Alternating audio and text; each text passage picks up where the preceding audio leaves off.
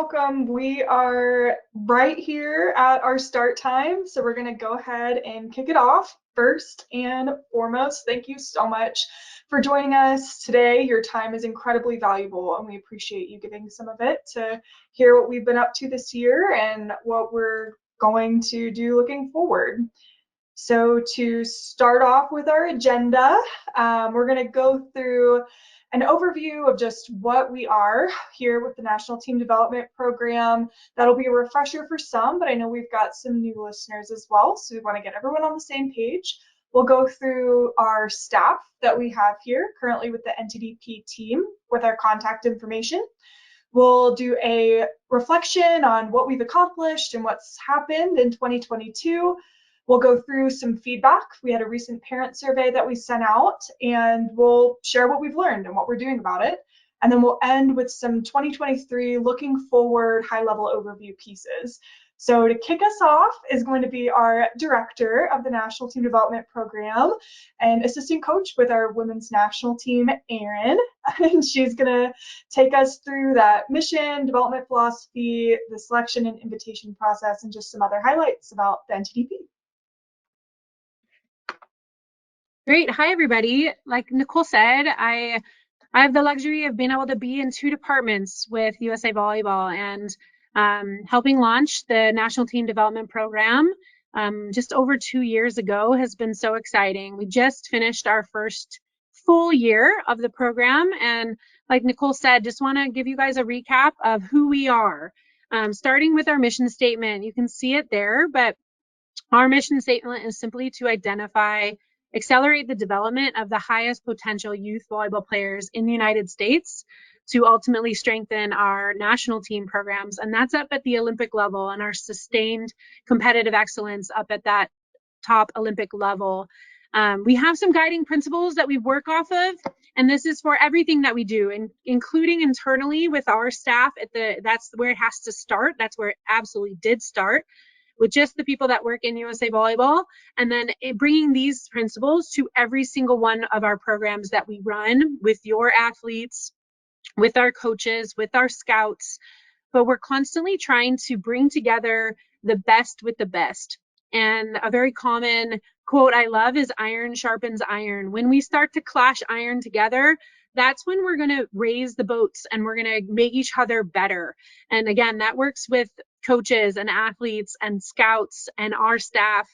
We're always trying to get better. This is a principle we've instilled in our department, and then we want to instill in the athletes that we work with, that we're not there yet. We haven't arrived. We're constantly trying to improve our process. As you'll learn about in this session, you'll learn some ways that we're trying to receive feedback from families that work with us, athletes, parents. We also do that with our coaches, with our regions and people that we get to work with. So we're always trying to get better.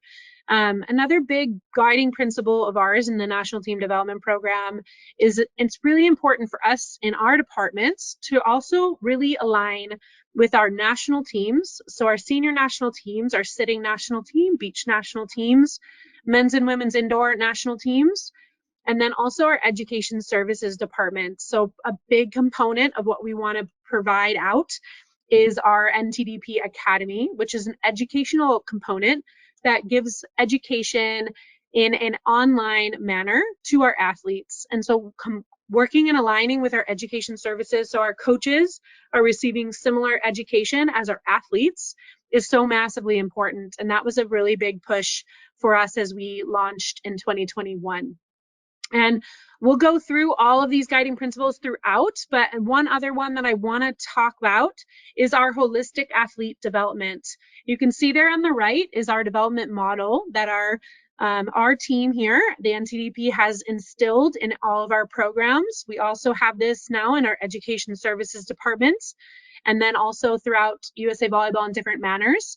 But these pillars, these 5 pillars that you see, are something that we want to make sure that we provide your athletes in each of our programs in our NTDP Academy, that it's more than just the craft or the volleyball side of a volleyball player.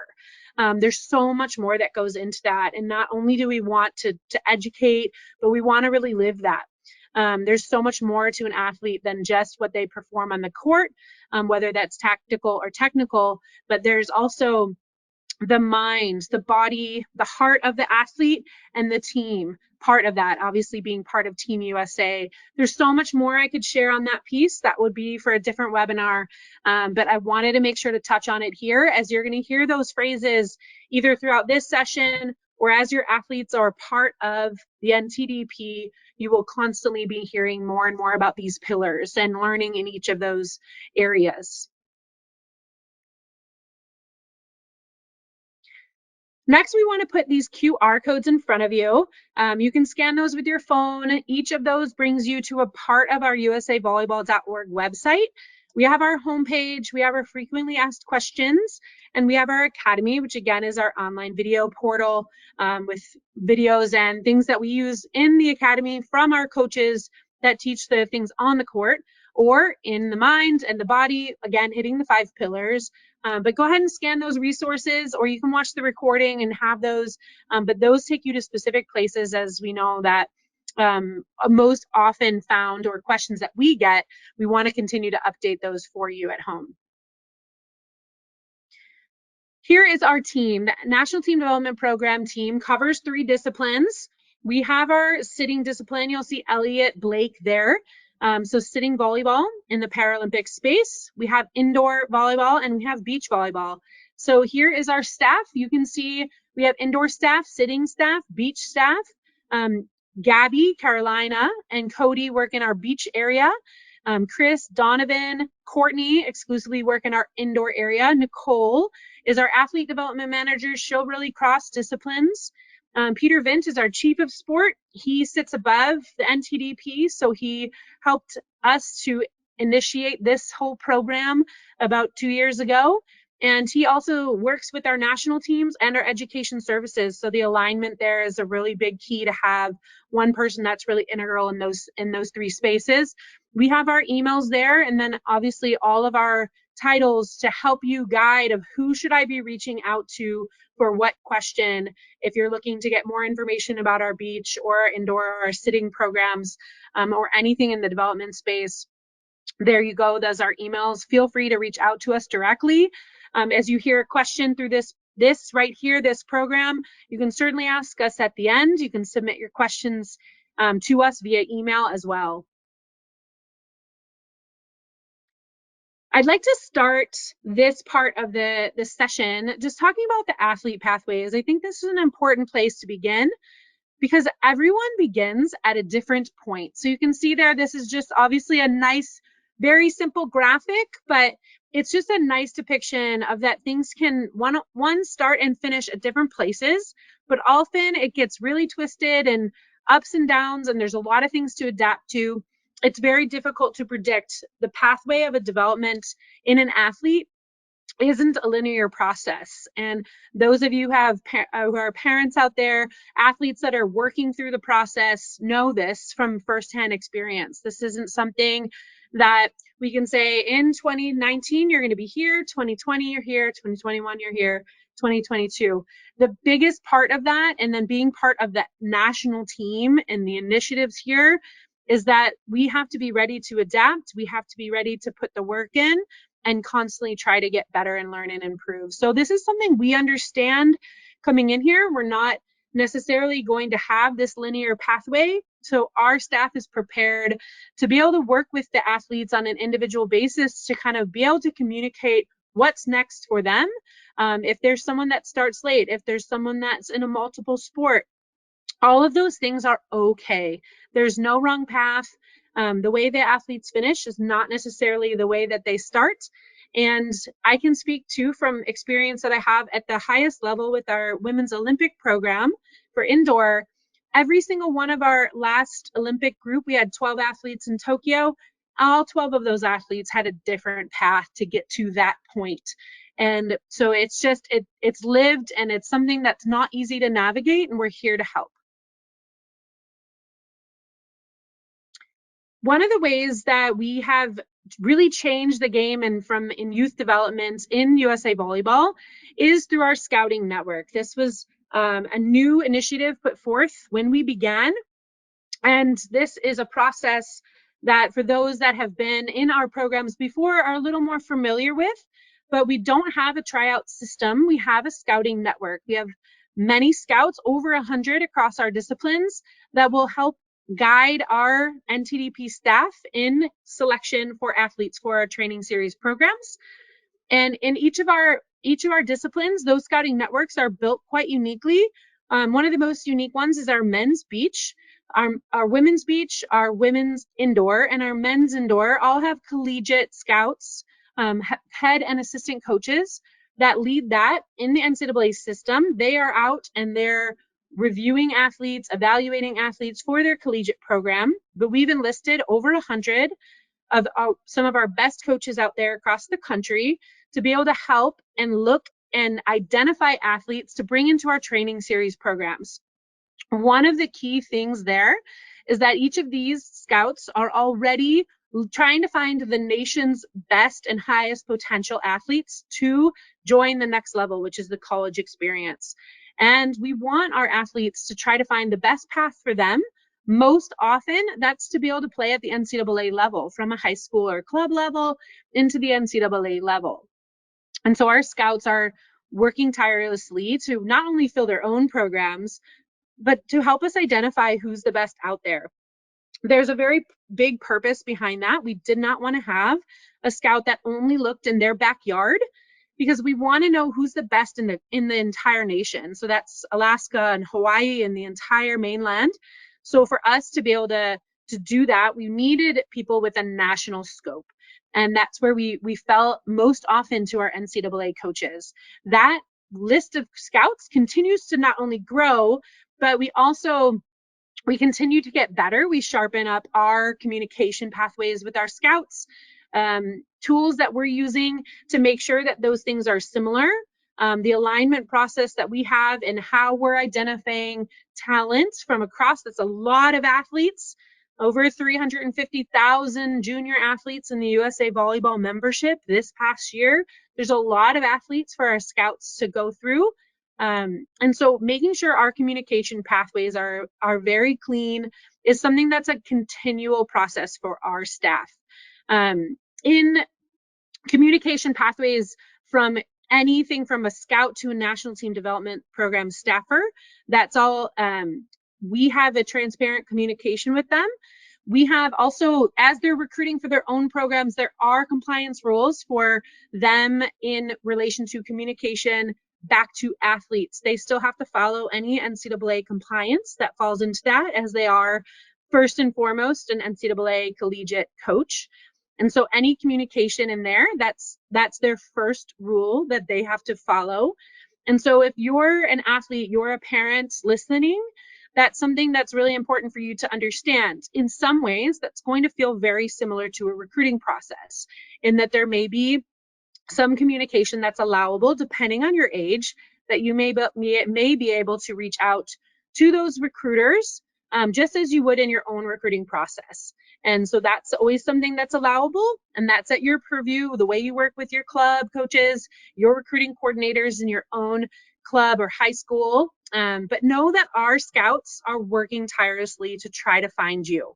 Something that helps for sure is just working hard in your own development. So making sure, like we talked about with our guiding principles, you want to try to put yourself in place where you're able to play in a competitive situation, so you're against the best in your area. So whatever that looks like for you.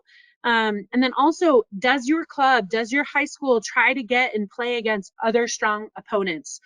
Our scouts for sure will want to be at those events where there's a lot of really good competition happening, because there's good development happening there too. So they know where to go, they know how to find you. The things that you can control is things that are in your space where you can continue to develop. Lean on our coaches, lean on our academies to help you with that development process. The talent identification, the scouting piece is something that's going to continue to ever grow, but maybe a little bit outside of your control. And while that's uncomfortable, it's really important to understand how that process works. For our university or our indoor athletes, University Athlete is a tool that our scouts use. Also, college recruiters will use this athletes are able to create a free profile. Most often, your profile is created for you from your club teams for both boys and girls. So check on there. There's a scan for support to edit your profile. If you're committed already to a university, that would be something that would be awesome to add. And if you have any other chance to add any information that's not in there, things that help us for sure as we select based on your birthday. Some colleges may select on your grad year, but for us, your birthday is super important. Make sure your jersey number is updated, your position, your club, your high school. Those are information. The more you can put on there that can help our staff, the better. So that also helps your recruiters as well. So scan that.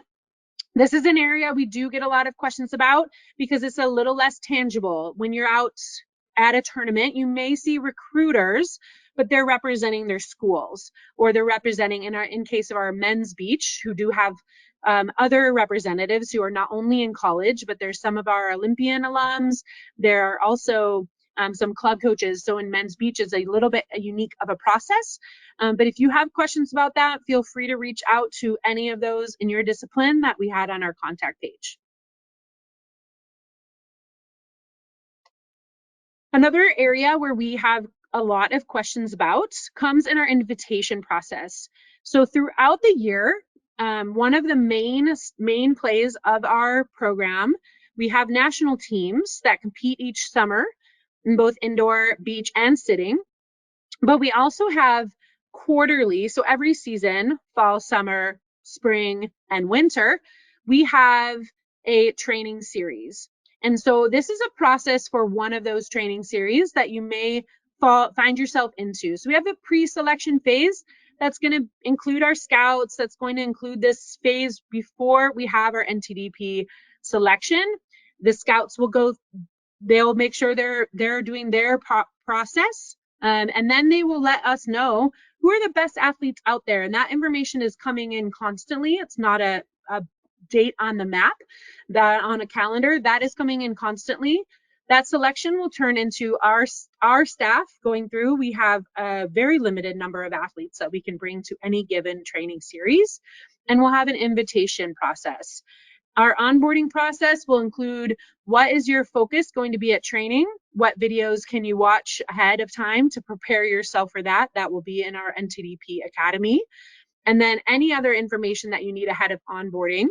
If there is certain compliance you have to follow with your membership or turning in certain things, of course, details ahead of the camp. And then we'll have our training, which will last anywhere from 3 to up to about 6 days. That's either going to be a commuter program or a resident program. So the training will happen. And then the post program is so important. So what did you take away? There's going to be some evaluation, some information that our coaches will be able to give back to you, and you can provide to your club coaches, your high school coaches. This is such a key part that we're constantly trying to improve that process for you. But that's also something, athletes listening, that you can really take into your own hands. It's going to accelerate your development so much more, is if you can take some key things you learn from those camps and bring them to the people that you train with most often. So that's the people at home, either in high school or club, or your personal trainer that you may work with, and then really try to continue the things that stuck with you the most, or maybe the thing that you struggled with the most. Try to continue to work on those things, and then that cycle continues. So that may be something that you accelerate through. Maybe that's something you can't attend the very next camp, so that may be in that pre-selection phase again. So this is, again, one of those situations. It's going to be very unique to what the process is of each individual when they enter, when they may have to miss a training program, and we understand that things come through. So again, if you have questions about this, please feel free to send us a note, and we'll try to clear that process up for you as much as we can. All right, this next slide, we want to give you an example of athletes that attend a training series or a national team per age group.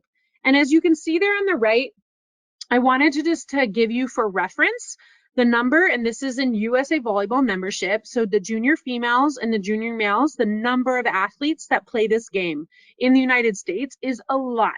So the percentages in our national team development program are quite small. For our indoor, you can see in the red, and our beach, you can see in the blue. Indoor, we broke down by position, so that's why there's a few more rows there. So the indoor women's national team, that's a U19 national team. This is just an example. There may be only 20 spaces on that national team. And our training series for that indoor, combining the U18 and U19 age groups together, there's only 6 spaces, and you can see that broken down by position. In the beach national team, U19 women's national team, 6 spaces, where the training series is 32. So those percentages are quite small. We did want to put this in front of you just so you can understand that we're really looking at this, again, for some of the highest potential athletes in the country. And those, right now, those opportunities can be quite small.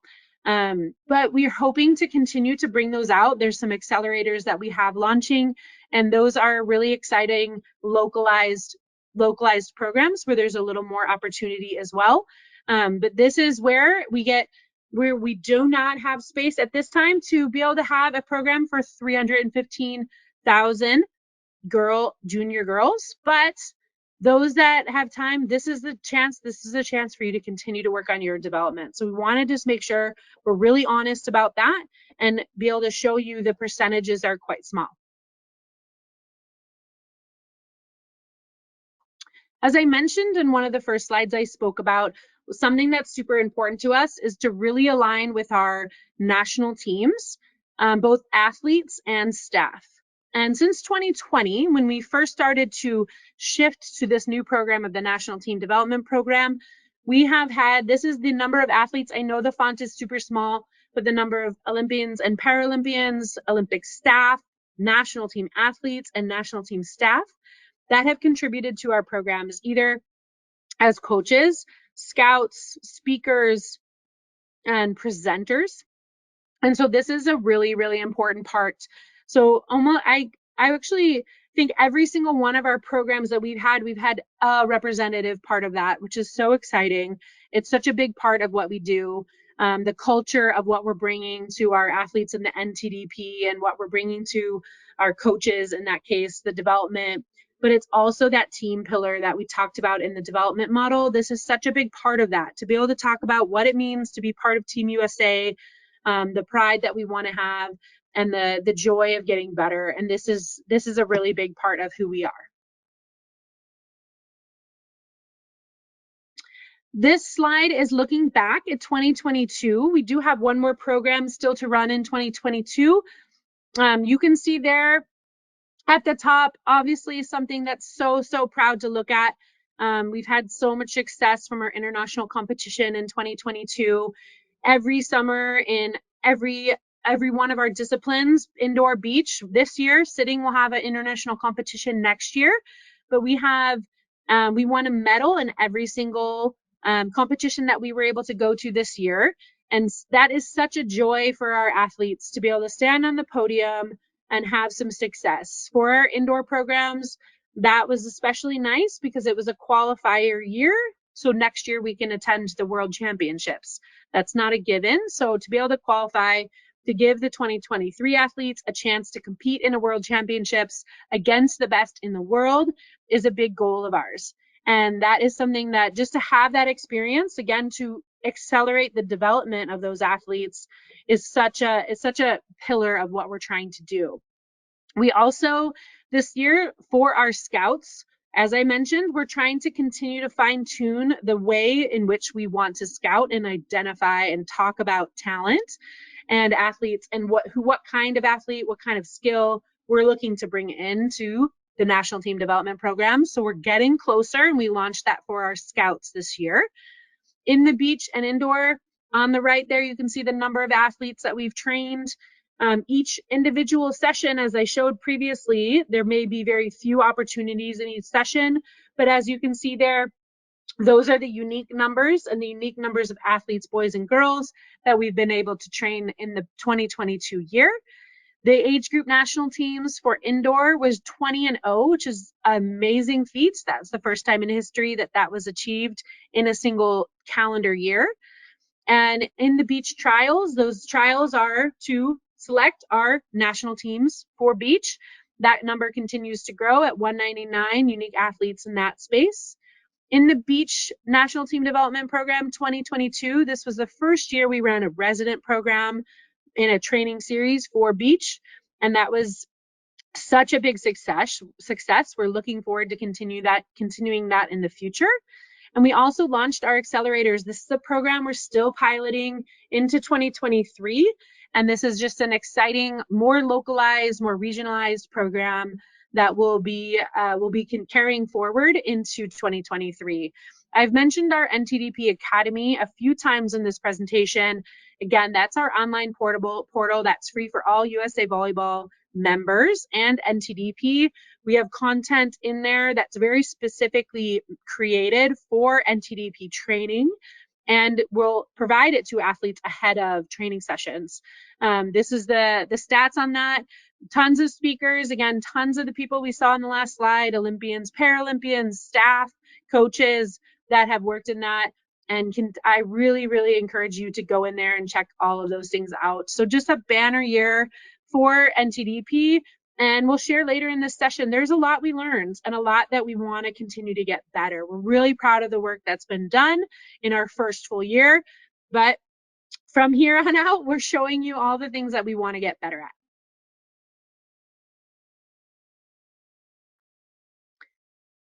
Here are some testimonials in this slide, and then the next couple will be more from athletes.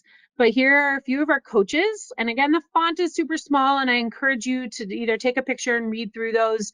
But here are a few of our coaches from beach or indoor that have worked with us. You can see there's a few Olympians on there, and Danielle Scott and Jake Gibb and Patty Dodd. And so these are exciting testimonials that really help drive us, not only the positive feedback that they bring, but trying to capture the things that are really important to those that are closest to working with your athletes. In this slide and in the next, some social posts and athletes being able to share, and some coaches too, but share mostly gratitude. That's what the biggest theme I see from this, and something that I know means a lot to our staff. And while it's where they post it is less important to us, but it's so important that they want to be able to share in the joy that they had at the program. At the root of it all, we want athletes to definitely enjoy and have fun and enjoy the people that they work with.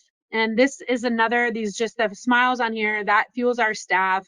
If athletes love it and they want to get better at this game, this is the heart to me. This is the pillar that we're seeing here. And athletes will play this game for a really long time. So to sustain the excellence at the highest level, we want you to not only want to get better, but also just have fun. And this to me is just, this is everything. And so we really love celebrating this with you from this last year.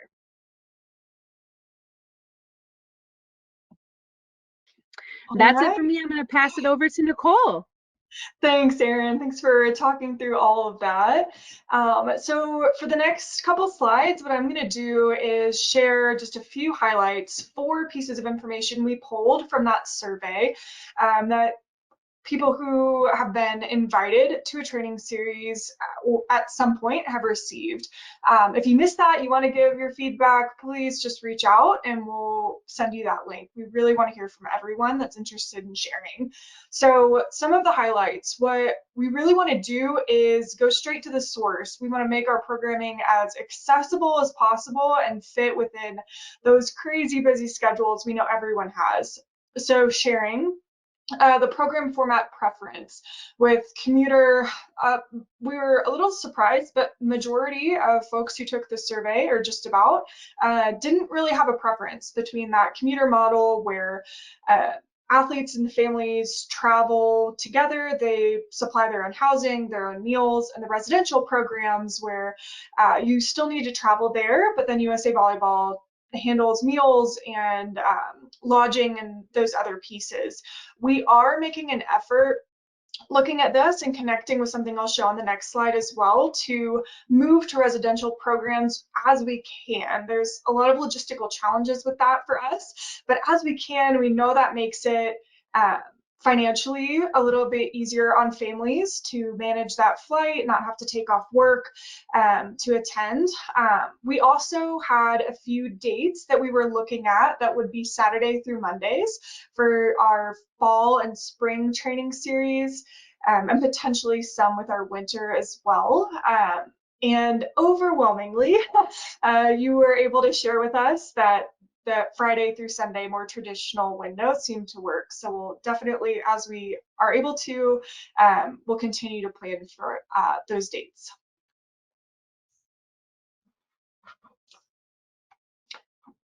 This next one, we asked specifically for invitation timing. How far in advance do you feel you need to receive an invitation to the NTDP training series to best align with the planning of your family calendar? We aim now to have all those invitations in your hands a month ahead of time as we can, pushing later as possible. For perspective, some of those training series are about 9 weeks apart or something along those lines. So it can be challenging, but we're working, especially as we move into spring and move forward into 2023, to continue to get those invitations in your hands as soon as possible, so that you can have the time you need to make that decision and to communicate with us your questions. The other piece that we saw here are reasons. So what are the primary barriers? We have a declination survey during every invitation process. And so we get to see some of this, but that's exclusively for people who are declining those invitations that they've received. And we really wanted to capture barriers. So maybe you are continuing to attend and accept, but missing those days of school are really challenging. And so we want to be aware of those conflicts before you feel that you need to decline, say no, have to step away to balance that schedule and manage burnout and other pieces. So we are hearing you here with those school conflicts. We had a lot of open response about that as well, as just we know that these are student athletes and student comes first. This is also a good time to emphasize, Erin mentioned it earlier, but if you do feel the need to step away, to decline an invitation, that's not going to impact moving forward. You need to take that time. Recovery is incredibly important. Just communicate with that lead that's reaching out to you. So Gabby or Cody on the beach side, Courtney and Donovan on the indoor side, work with them and they'll hear out kind of what we need to do for your specific and unique circumstance that you might be facing. That financial piece we know is challenging, and we are continuing to move forward and trying to make those programs more affordable, to reduce fees whenever possible. And that's not always within our control. That goes back to when we can have residential programs, we're seeking local hotel partners and other things when we have commuter style programming. So our team's certainly working hard to do that due diligence to present the most full package, if you will, for any of those programs. But certainly a work in progress and not a magic wand. That's something that we can fix over one time. And then I also know that Gabby has dropped in, and thank you for that reminder for me as well. If you have questions, we're going to take those at the end, so that this presentation can run a little more smoothly for when we capture it and share it online afterwards. So we'll have that Q&A open at the end, and then please drop in your questions as we go into the webinar tools. Our team is behind the scenes here, ready to answer those as needed. And so now I'm gonna kick it over to Gabby to talk about beach. Awesome. Thank you, Nicole. There you go. I could only see myself. Okay, thank you everybody for being here. Looking forward to chatting a little with you in regards to what's coming up for beach in 2023. So as it was mentioned in the previous slides, we will be running 4 training series. one in the spring, one in the summer, one in the fall, and then winter. In the past, we have ran 2 training series in the spring and fall. And after surveying you and in conversation with our coaches and staff, we have decided to just run 1 training series, and we'll do our best to go east and west in between spring and fall. So for the spring of 2023, we'll be going west. The reason I don't have dates there is because we don't have permits yet, but we are looking at the 2 weekends after Mother's Day, and we hope to run the spring training series at one of those 2 weekends. For the summer training series, we're waiting for the beach tour schedule to come out. We want to prevent any conflicts with the NTDP, with the beach tour, as well as the region events, the all-star event. So once those schedules come out, we'll do our very best to make sure that there are no conflicts and our athletes can attend the events that they've been invited to. If they choose to do so, they don't have to decline due to a conflict. For the fall training series, we will be going to Virginia Beach. We had a wonderful experience in Virginia Beach last year, and we'll be going back September 29th through October 1st. For winter training series, we'll most likely be going back to SoCal, and the time frame will be very similar than what it has been for the past couple years. We do hope to go in between Christmas and New Year's. The reason we don't have dates is also because we want to make sure that us and indoor, between beach and indoor, we're communicating and making sure that we don't have a conflict, or we offer an opportunity like we are offering this year, where we are inviting hybrid athletes. So if an athlete has been identified as a top performer for both beach and indoor, they've been invited to participate in the hybrid program, where they get to spend 2 days on the beach and 2 days indoor. So we'll continue to communicate to make sure that we can provide those opportunities for the athletes and prevent any conflicts. For accelerators, we will be going back to Gulf Shores. We had an amazing experience in 2022. This will be our 2nd time in Gulf Shores. We'll be running this event right before Beach Fest and right before the NCAA tournament. So lots of athletes will be in town, and the top performers from their clubs, even though they might not be from the Gulf Coast region, will be invited to participate in that event. And then we'll be running 2 events in the Puget Sound region in Washington State. We're very excited. We're looking at May 20th and August 4th for those 2 events, and we will be publishing additional information as soon as we have more. Now we're going to look at the collegiate programs for 2023, as well as the age group national teams. For collegiate, we will be running a 6-day-long program, hopefully in Chula Vista. This will be a residential program in June. We're looking at mid-June right now. And then I'm also going to talk about the men's and the men and women's beach collegiate challenges that we've ran. So in 2022, we were able to run a men's and then a men's and women's. The men's and women's event was the first time with the NTDP. We ran in conjunction with the AVP just this past November. It was very successful, and we look forward to doing that again in 2023.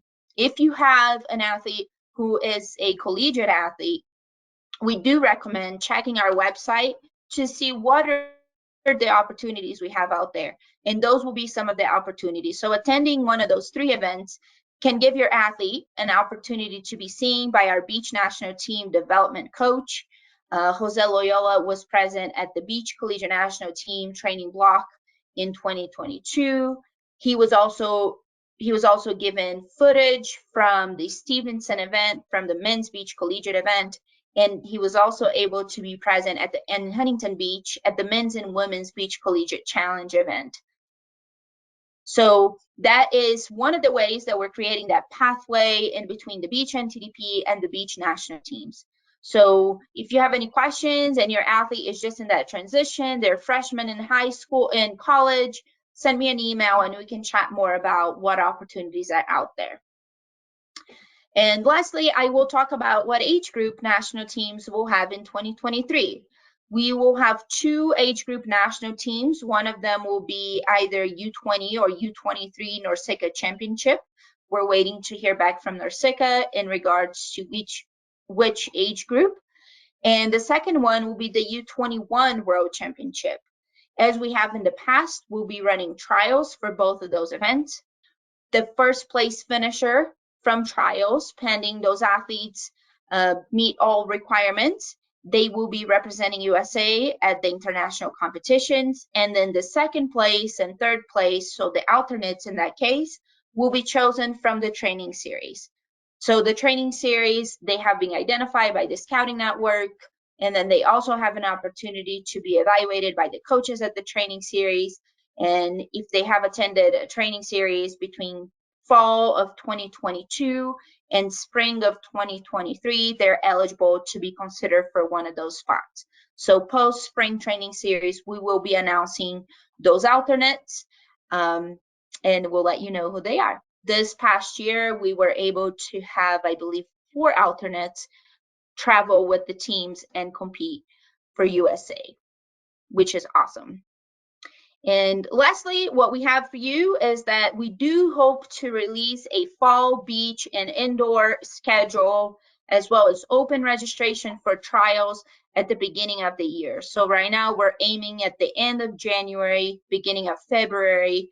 But if you have questions in regards to should I schedule an event for this day, and if you have questions that I might be able to help you answer, just shoot me an email and I'll let you know what are our tentative dates, what we're looking at, what locations we're looking at to prevent any conflicts for you. That's all I have. I believe next we have Chris talking about indoor NTDP.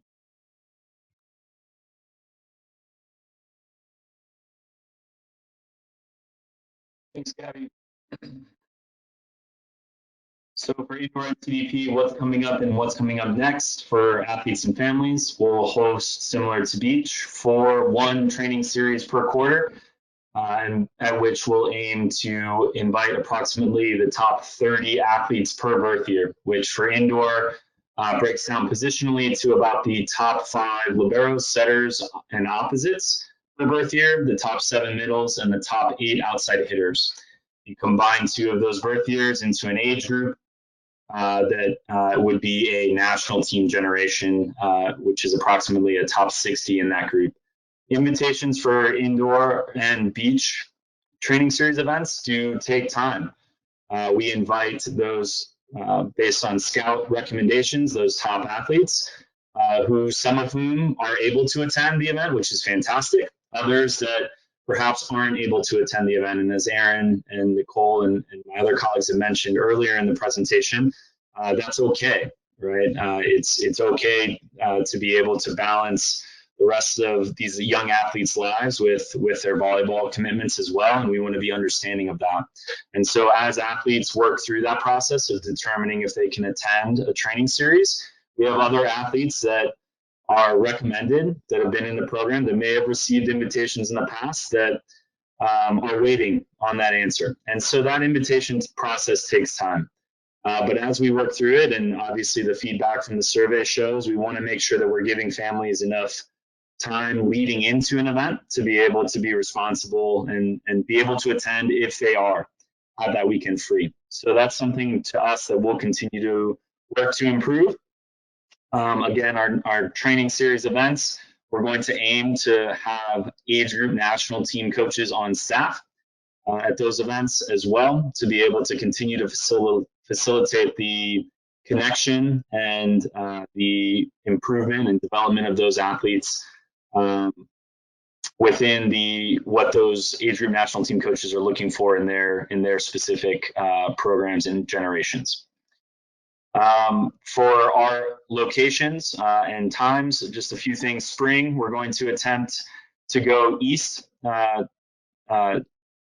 Preferably, we're working on trying to align that with the NCAA Men's Volleyball Championship in May, and that event will be a commuter event. For summer, we will be hosting our summer training series prior to the All-Star Region Championships in Fort Lauderdale, Florida. And you can see the dates there, July 12th through the 17th. Our intent with that is to make sure that we're locating the summer training series for indoor in the same location that there is the new All-Star Region Championships competition.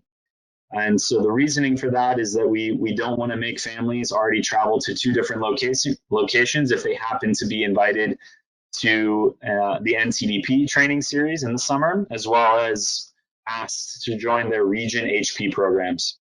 And if regions have their best athletes available from their area, and then those athletes that are recommended to and are able to accept the invitation to summer, if they're in the same location, we're hoping that they'll be more likely to attend both events. For fall training series, we'll be hosting a residential camp in Colorado Springs, Colorado. Boys and girls weekends will be separated due to some of the kind of capacity concerns at the OPTC, but again, it will be hosted at the Olympic and Paralympic Training Center, which we're incredibly excited about, as that's a just absolutely first-class venue to host an event. And then our winter training series, as Gabby mentioned before, will also be during winter. In December, is looking at late December is what we're kind of planning for. And again, in Southern California, in Anaheim, with hopefully the opportunity to allow athletes that are high up in depth charts for both beach and indoor to participate in both. And for indoor, we're hoping that event will also be a residential event. For national teams, what's next? As Aaron mentioned before, we had a historic results year for indoor national teams, achieving 4 gold medals and 4 bids to World Championships in 2023. For indoor, the qualification and competition process spans 2 years, or 2 summers and falls. Right now, the FIVB is collecting bids from potential host countries for each one of those age group national teams through December 31st of this year. So the earliest we expect a decision to know finalized details for some of those World Championships dates and locations is likely January 2023. That is our preferred timeline. Of course, we will see if the FIVB can hopefully meet that, so that we have the proper amount of time to kind of continue to, after that, confirm those dates with our staffs, coaches and staff, to make sure that they're able to continue. And once we know that those staffs are able to continue and attend those events, we begin the process of collaborating with our NTDP staff, our scouting network, and those age group national team coaches to select the 2023 age group national teams. The new development that the FIVB is also considering are 3 different proposals for the addition of a U17 World Championships for both men and women in indoor. And at this time, we have a tentative proposal that has been approved. They're deciding, the FIVB is, in December, to finalize potentially adding that age group. That could be in one of the next 2 years. Again, we don't have a ton of, inside knowledge there to know what that will look like.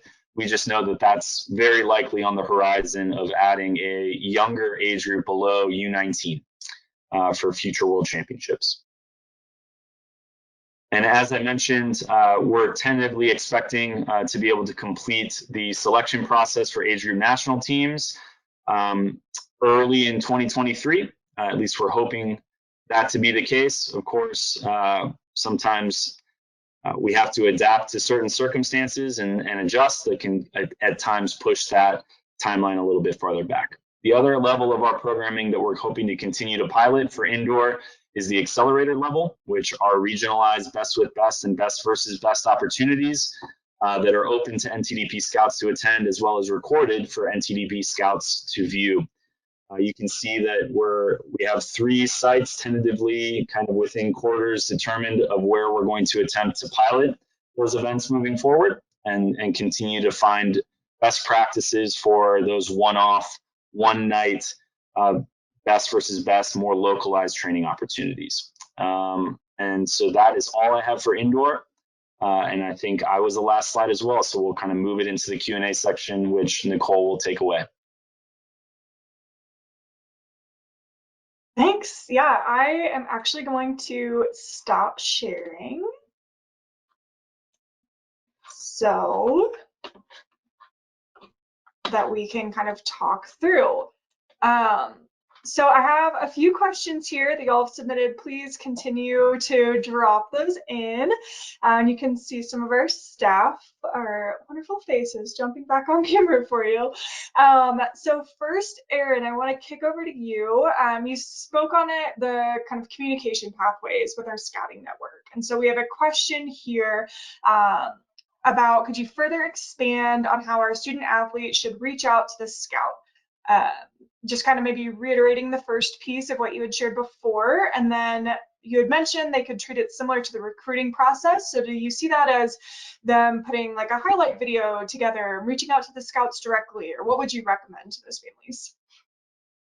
Yeah, I'll kind of tackle this in a couple places. One, I think having access to some of your video, and one of the great things, especially if you're part of NTDP, video from our programs, if you have video from Huddle to accumulate a nice highlight video, that's always going to be a great thing. Or if you have any other ways to make a highlight video, a great place to put that is, like I mentioned, in your university athlete profile. There's a lot of areas to add video footage. And there are a lot of scouts, a lot of recruiters in general that, like I said, they're going to cover the scope of the United States. But if you're in a remote location or you're concerned about that, that's a great place to put your video or something that means a lot to you. And that profile is something that every college coach will have access to, both on the indoor side and the beach side. That will be unique. But on the indoor side, if you're an indoor athlete family, absolutely put your video in that space. As for your recruiting process, again, I would want to make sure that you speak with your recruiting liaisons in your club or your high school of the best way to do that. I would want to make sure that for us in our scouting network, I would prefer that you wouldn't reach out to try to be part of the NTDP to a college coach. But if it's part of your recruiting process, absolutely do that. If you're interested in a given set of schools and they happen to also be scouts, they're going to be able to see that video. They're going to be able to hear that information from you. But that isn't necessarily the only pathway to get involved. I would prefer our scouts really, they comb the landscape and they let us know who's sticking out, who's the best in the country. And so for what you can tackle, go through that process like you're going through your recruiting process. Again, our scouts are across multiple states, multiple areas, but they're going to try to be the best nationally. So I know that process can be a little ambiguous, very similar to your recruiting process. But our purpose is not necessarily from you to the scouts. It's the scouts information coming in our way. But what you can control, again, is on your side of your development, and making sure that your profile, whether it's anything within the beach that you use to get recruited, we are working on a specific tool for us to be aligned on that and the beach side. That will take some time. Indoor side, make sure your university athlete profile is up to date, your video is on there, all of those things. So those are things that you can actively go in and make sure you're adapting and adjusting. Every once in a while, if there's some athlete that flies under the radar, and that's possible, that absolutely will happen. That may be things that come to our staff. Certainly I've seen an athlete or things have come my way that we make sure we put that in front of our scouts from our staff going outward. So that has happened as well. And that's something that as we work to comb through the process, that's a place where we can continue to learn how to best go through the methodologies of that. Our scouts are extremely busy. They're working for us to make sure that we have the best selection process we can. But they also have their main responsibilities with their programs as well. So we want to make sure that that's the premier focus for them. And then they also making sure that you have the action, because it's really important. You want to take your development, you want to take your pathway into your own hands, and I really appreciate that. So if you have specific questions about that, you saw my email there. I'm happy to to follow up with you individually if that was at all confusing. Yeah, and I'd add too, in university athlete, for those indoor men and women, there's also a box you can check. I know in the survey, there were some questions of how do I have a teammate or a sibling or something like that. There's a box in university athlete that you can go through. That support will help you on that QR code earlier, and we'll make this presentation available. We use that. We'll run those reports. It shows us where those individuals are and gives us some great information and helps us determine things like accelerators and other pieces. So I would absolutely, there are things that, like Erin said, are within your control. So feel free to ask us any of those clarifying questions and take advantage of that. Next, this is probably more for Chris and Gabby, jumping in there, but another question of, once an athlete's invited to a training session, are they given preferential consideration for future training sessions? And are they invited regularly if they continue to develop and perform well? So I think that's similar to other questions we've received of kind of the what happens next, some of the pressure maybe of accepting that invitation, what that might impact down the road if they do or do not accept, and just kind of how that fluid process works. So I know that's going to have some similar themes, but might have some specific aspects on the beach and indoor side. So to kind of kick it back over to you to speak to that.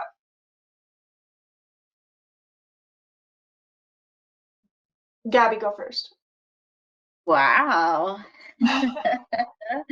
Wow. I was going to ask if Chris wanted to go first. That is a really good question. So our system is meant to be very fluid. Just because an athlete was invited to participate in a training series once, that does not guarantee that they're going to be invited to all training series in a year. There are some athletes that are invited to all 4. Some athletes are invited to 1.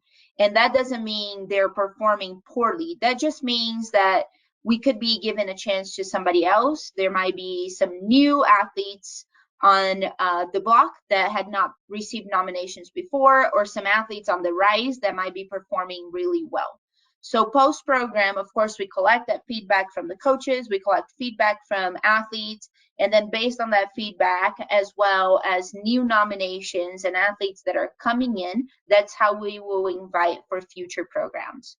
So, but one thing we don't want is for the athlete to be discouraged. So if they are invited, let's say if your athlete was not invited to the winter training series, but they were invited to the fall training series, that does not mean they have fallen off our radar and we don't know who they are.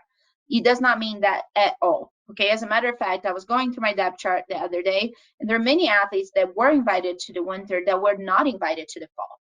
So that means that athlete is performing better now than what they were before. And the scouts are noticing that, and they're receiving more nominations.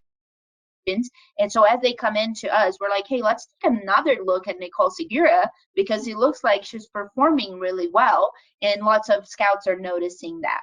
So if your athlete is not invited again, our recommendation is for them to keep their heads up, continue to work hard, continue to do exactly what they're doing, plus take the feedback they have received from previous programs and work on that, and wait for their next opportunity, because that next opportunity may arise. Thanks, Chris. Do you want to add kind of that indoor perspective? Yeah, absolutely. And I guess just to kind of piggyback off of Gabby's answer there is what you saw earlier in the presentation is just the selectiveness of both the beach and the indoor training series. And to be considered for the event is, 60 in a certain berth year is 30 out of thousands. And so I think that's something to really kind of, I think, we're continuing to try to share and describe in the best way possible, is that the invitation is, and being included in the depth chart and recommended by a scout is already an achievement in and of itself. And I think from that is there are a lot of aspects, I think, just to kind of, I guess, talk to the indoor side specifically, is that, for instance, in spring, first week of May, our last spring training series in Chicago, for one of our boys' age groups, that age group national team was training 2 days, or collecting to train 2 days after the training series. So those athletes that had already been selected to that age group we're taken out of that training series age groups invitation pool. And so that provides new opportunities for new athletes that had all 20 of those U19 men's national team athletes accepted an invitation, perhaps had not had a chance or an opportunity previously. And again, we're talking about within the top 100 athletes within a birth year, which is, again, an achievement in and of itself to be recommended in that and to be in that category. And so, but come summer and fall training series, those U19 men's national team athletes are brought back into the pool of invitation potential athletes because they don't have a potential international event or a national team training block that is conflicting with that training series. And so the relationship between training series athletes and national team athletes is not a stratosphere or a different level. Those athletes are considered in the same pool.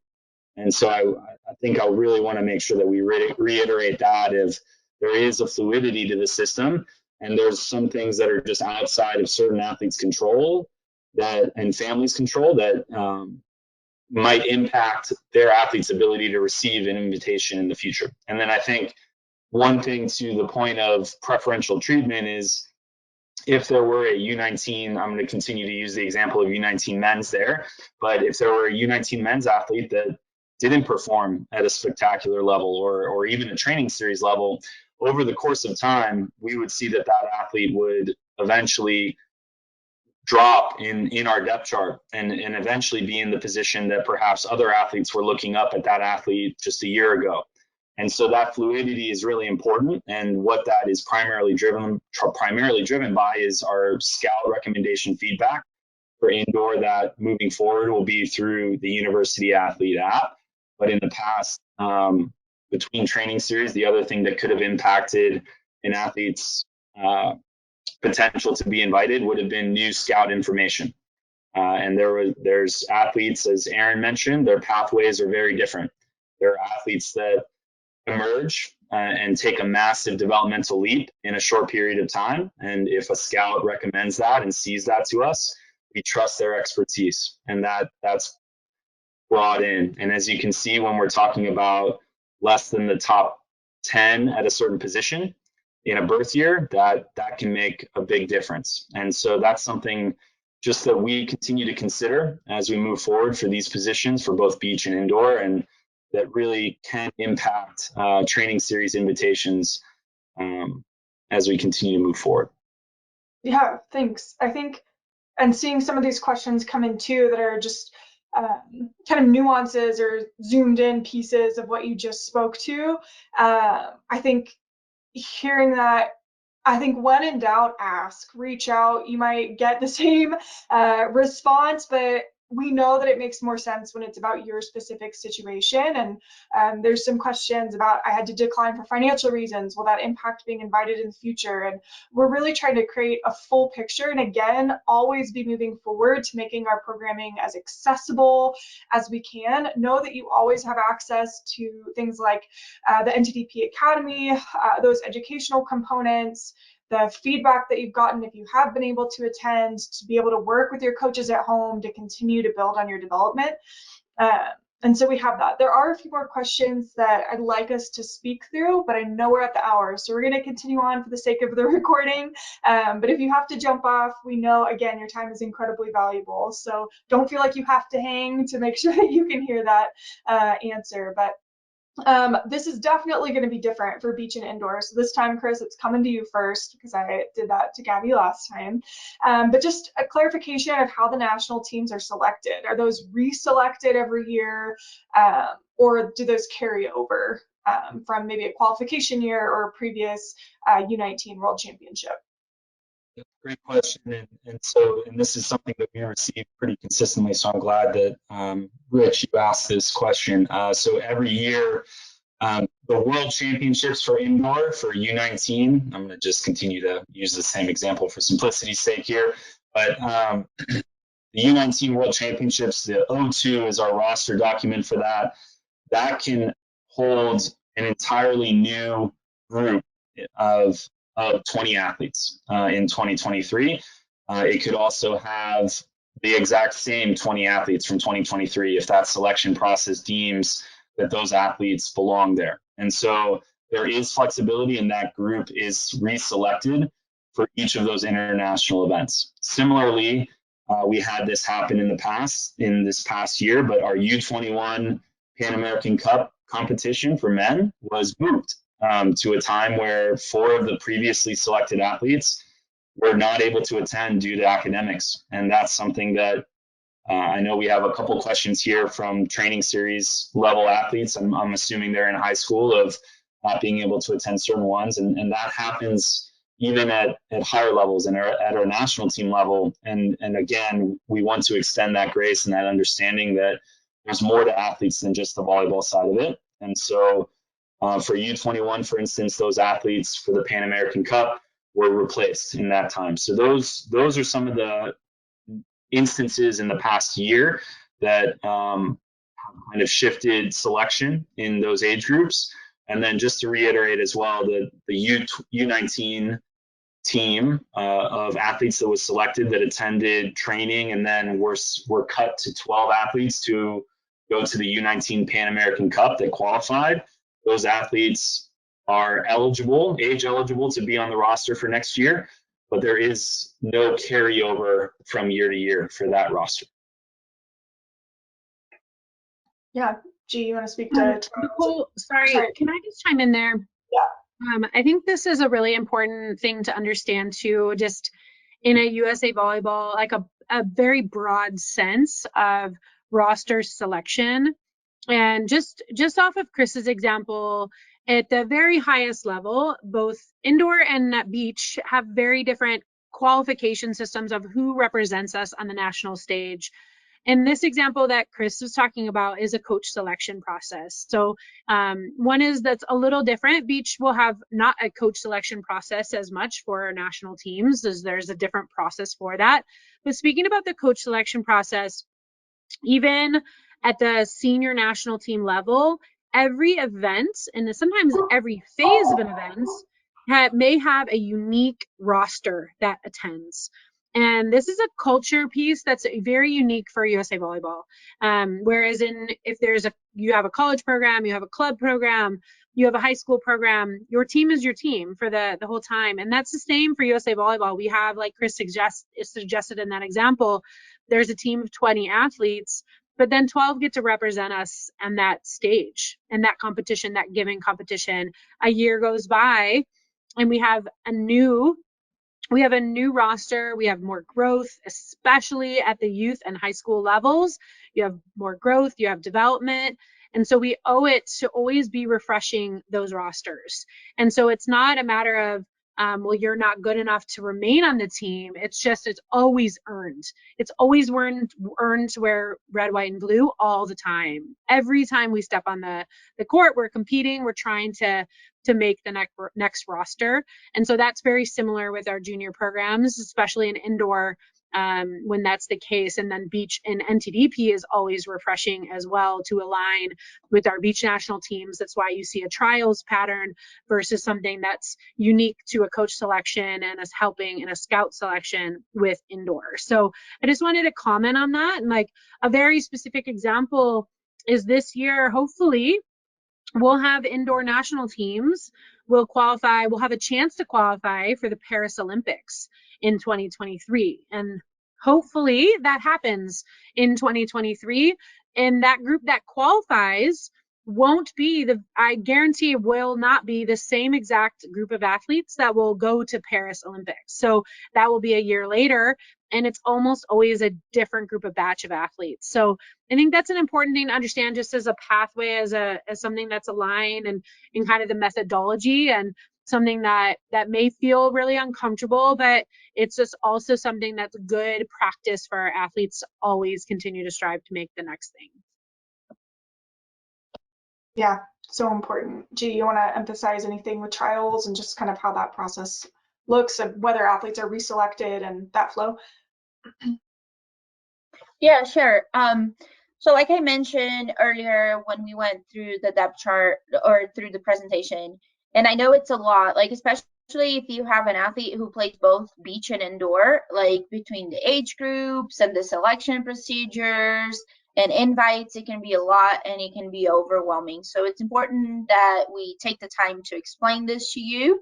But if you don't get all your answers here, just feel free to reach out to us and make sure that you're getting a full understanding. But on the beach side, like Erin mentioned in her answer, we do try to do our very best to align with our national teams.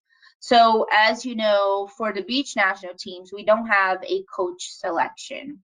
So for the beach NTDP, for our top spots on our age group national teams, those athletes are chosen via trials. So we run a tournament, essentially mimicking the international format that they would see internationally. And based on the finishes of that tournament, so first place finisher, I saw Ashley Pater, for example, she was on the call. She was one of the finishers with Mariah, and they went to Turkey and they finished in second in Turkey, and they were one of the youngest athletes out there. So it is a great opportunity for the athletes themselves to say, let me choose my partner, let me go out there, let me prove to you what I can do. So the athletes can go out there, they can do that, and then based on that finish, they have an opportunity to go and represent USA internationally. For that second and third spot, we do want our coaches' input as much as possible, because at the same time that Mariah and Ashley did a really good job choosing one another, sometimes I'll choose my best friend. I'll say, I'm going to do really well with Erin Virtue. But once professionals are looking at it, and let's say Jose Loyola comes in, Jose Loyola may say, Nicole, I think you and Erin would be much better off than Gabby and Erin. And so that allows an opportunity for that coach feedback, and even allows that a learning opportunity for the athlete when they're choosing their partners in future years to just make better choices, or how do I go about choosing my partner. So that is where it's important for us, for that second and third place teams, to be chosen by our coaches because of that input. And once they get to training, they may say, you know what, maybe Courtney and Nicole are better off based on what we're seeing at training. And then Courtney and Nicole would have an opportunity to go and represent USA. So that's how we do things on the beach side of things. And we're looking forward. It's going to be the first time in 2023 that we choose it this way. And you guys are actually the first ones to hear about it, because in the past they have all been chosen via trials. And so it will be a good change. It will be a positive change. And, you know, at the end of the year, we'll do another collective thought and say, hey, was this the best we could have done, or should we make more changes? Because that's how our department functions. We're always looking at opportunities to make ourselves better and to make your athletes better as well. Awesome. There's two more questions that are in the chat, that one of which, maybe both of which I'll answer, and then we'll have the opportunity to kind of add on, and then we'll close out. So again, you have our contact information. It's on the website if you missed it, and there's a delay in this video coming on, but please reach out and learn more about your specific questions and how that might relate to your situation. So there was a question about what are we doing to improve the timeline of feedback post-program. We've actually had a few meetings here ahead of the winter training series with a few different partners and internally with our team, and we are making improvements. That's definitely a space that we haven't been good enough at. We've gotten some amazing self-assessments, some exceptional feedback from our coaches, and we're just not getting it to the athletes fast enough. We own that, and we've already made strides to make that process better with some extra development within the system and some extra process improvements on our side. So hopefully those that attend the winter training series will feel that. And absolutely, if you still feel that you're missing something, you're having access issues, whatever that might be, reach out to your lead so that we can continue to troubleshoot those and get more help when it's something that's beyond what our team can control, to make sure that you can access that. Again, an area of continuous improvement for us, and just incredibly important. One of the main pieces of what we do is getting that feedback to you, and giving you space to reflect both ahead and after the program. So believe us that it's an incredible priority, and that we've already made moves to make that better for you. The next piece is a question about if the depth chart is something that could be shared with the athlete, so that they know their position, their rank. We do get those questions. I would say in general, no, but our depth charts are not something that's public. And what I would challenge you to do, as hard as it is for any of us to do, is to avoid that comparison trap, to focus on your journey and your development, and know that the number of spaces we have, as you saw earlier, it's incredibly small. The resources that we can't train every athlete that we maybe want to at one particular time. And so going through that, every single athlete that's scout nominated to us, that is putting in that work, every single one of you has a spot at that training series. And it's kind of going through, that's our mentality. Everyone's working hard. And then there's athletes like Erin mentioned, others have mentioned, that those haven't come to us yet. You're working hard, and maybe you're not ready for this level of training. You're not right now the top 5 or top 10 with your position on the indoor side, or in the top 32 for your age group, top 50. But within hundreds of thousands of athletes, maybe you are in the top 100, 200.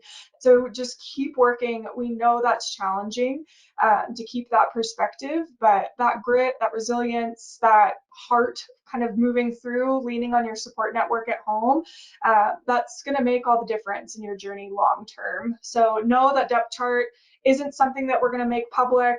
And I would challenge you not to focus on, all right, I was top 3 at this program, I could tell, and now, because then you're comparing against others, and you really want to focus internally there.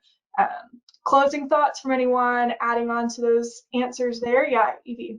Yeah, Nicole, I just want to talk too about the post-program information that comes your way. And especially for athletes listening, I really encourage you to speak with your coaches on site. You know, after programs, right when a program's over, our coaches are incredibly giving. They are absolutely there for you. So pull a coach aside, especially if it's in a position or someone that's been working with you a lot on your court, in your age group. Doesn't have to be the head coach, it could be one of the assistants, but ask them, just get that feedback live. That's going to help you. Formal feedback will come, of course, as our coaches reflect. They'll watch film, they'll consult with other coaches, but that's what they're there. They're there to work and serve for you. So I would really encourage, that's such a good skill to also build as an athlete, as you go on this journey and you take control of your development. We only get you for a short period of time in USA Volleyball, so take advantage of all the minutes you have. If you have a speaker come, if you have a national team athlete come speak, if you're interested in pursuing volleyball after college or into college and you have questions for them, ask them. That they're there because they care about you, they care about this mission, they care about USA Volleyball, and we try to hire the very best people we can. And I can tell you for sure, everyone that Chris and Gabby hire for our programs will talk to you. They'll help you. If they don't know the answer, they're going to go and find it for you. So that is, yes, the processes need to get better of us, like making sure to get those things to you post program. But take advantage of that time during the program. And athletes, I'm putting it to you.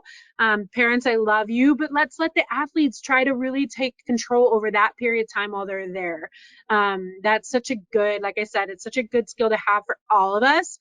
But to be able to ask, like, hey, how did I do? What did you see? That's also the freshest for our coaches. When they're on the ground, every one of our coaches, we try to get the best out there, and they are busy. So while they're there, we try to get as much out of them as possible. And then they go and they have their world that they go back to. So we really try to hone in on how can we get the maximum amount from our coaches while we're on the ground. So I just want to make sure to add that as just any chance I get to talk to an athlete about trying to really take control of their development.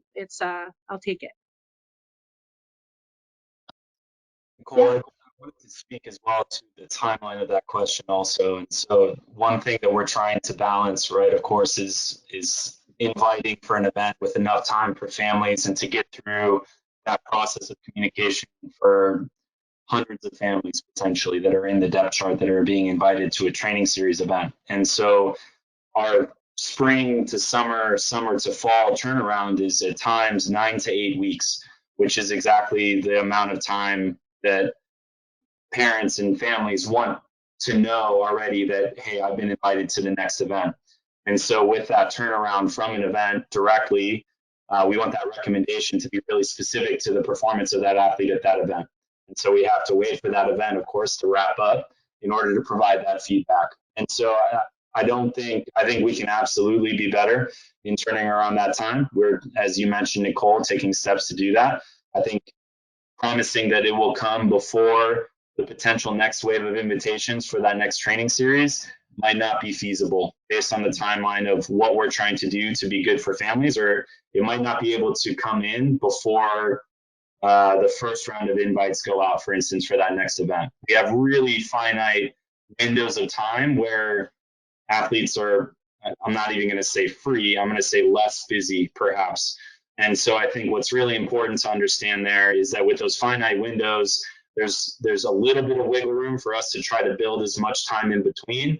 But the goal of the recommendations and the feedback from tryouts from our programs is that what we're really hoping is that that athlete takes that feedback and that recommendation, and it is, I think we receive a lot of these questions. It's less geared towards understanding where we are in the depth chart, understanding where did I stand within that camp, right? And that's great. That's a snapshot in time. What we're really interested in is the time between events and the next invitation. Can an athlete take the feedback that they received from a stellar coach, an NTDP level coach, and implement it with their high school coach, incorporate it into how they work with their club team, right? And really make sure that they're accelerating development, because we have, 15 days of events a year. And so in between, what is that athlete doing? Are they receiving a recommendation that allows them to work on, they could receive a recommendation on every aspect of them as a volleyball player. Does that truly help them focus in on what they perhaps need to get better at between the time they step away from our winter training series and maybe perhaps they receive an invitation for the spring or the summer, and that next opportunity is what's really important. And I think I just want to make sure that we reiterate timeline wise that sometimes those will align. There are other times that perhaps the invitations for an age group national team will, just based on when that event is going to have to occur, will be sent out, before somebody has the opportunity to attend a spring training series. Those situations, there's a lot of timing that's out of our control, but we want to continue to focus on developing as many athletes as possible that are scout recommended in a holistic way that accelerates their development into that next level of volleyball. Yeah, thanks for that clarification. Any other kind of last words from this group? I know we are well over our time, so I appreciate those of you who have hung out. I think most of you have, which is incredible. And yeah, so I'll pause there. Any other last thoughts before I wrap this up? Nothing from me. Okay. Well, thank you again. Really appreciate it. And we know that, like Gabby said, this is a lot, and this might have answered some questions you have, and this might have brought up 50 other ones. So I would challenge you to kind of sit down, maybe write those out so you don't forget about it, but then go be with your family, go to bed, wherever you are, whichever coast, and then connect with us. We'll be happy to talk through. We know it's more meaningful when it's about your specific situation for your athlete or athletes, depending. So please reach out. Hopefully this helped alleviate some of those points of confusion, but otherwise have a great evening and we'll be in touch soon.